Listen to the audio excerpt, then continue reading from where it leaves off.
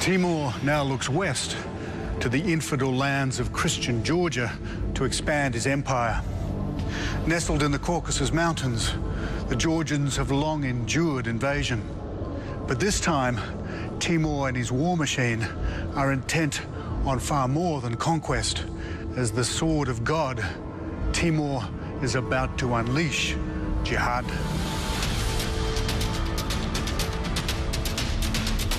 Timur marches west to the borders of Europe.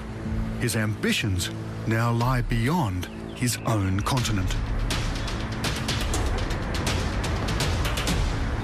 I've come to Tbilisi, the site of so much fighting over so many years. Timur really had a bee in his bonnet about the Georgians, and he never gave up. But then again, neither did the Georgians.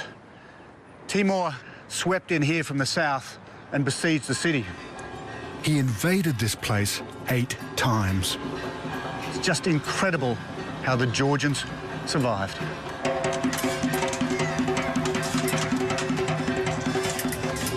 Even today, in the heart of the capital, this bitter clash of civilizations has not been forgotten.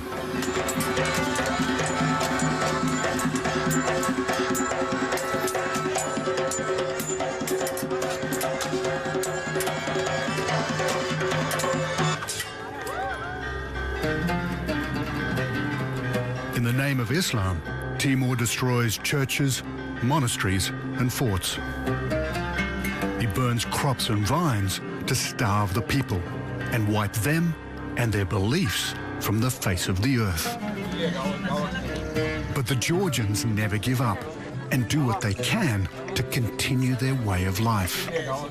When Timur came, the first thing they destroyed was vineyards. For us, wine and vineyard is holy, you know. So Georgian warriors, what they did, they would cut the seedlings and they hid under their chest. So, and they would go and collect the dead Georgian bodies. So all the Georgians knew that there were wine seedlings hidden under their warrior outfit.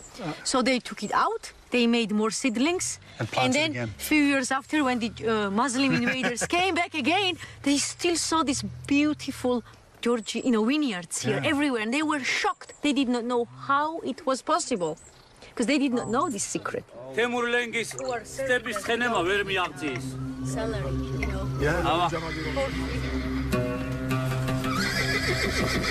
And they don't just survive, they fight back too, waging a guerrilla war from the saddle. They're exceptional riders, and today, mountain horse races remain a national pastime. I'm in the hills of Kakheti in western Georgia. Timur came through here and laid waste to this place, but he didn't do it without a fight. These guys are the descendants of those valiant warriors that actually fought Timur. And as you'll see, they're just about as good a horsemen as those guys were as well.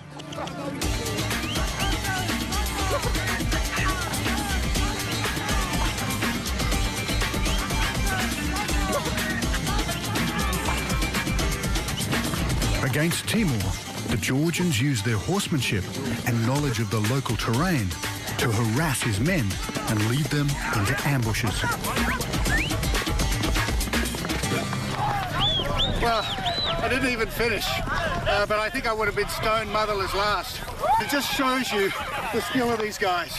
Someone like me who rides a bit, I really can't compete.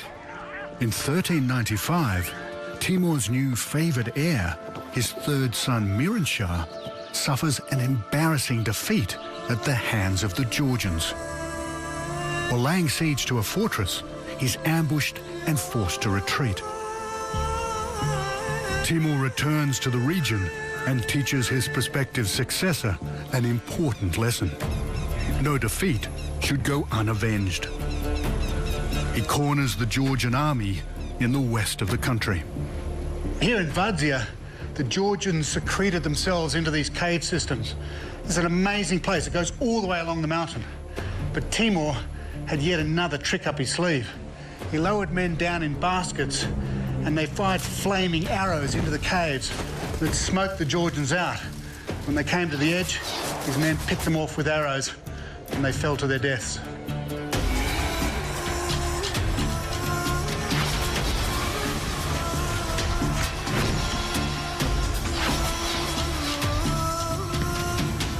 After Georgia, Timur casts his conquering eye towards Persia, today's Iran.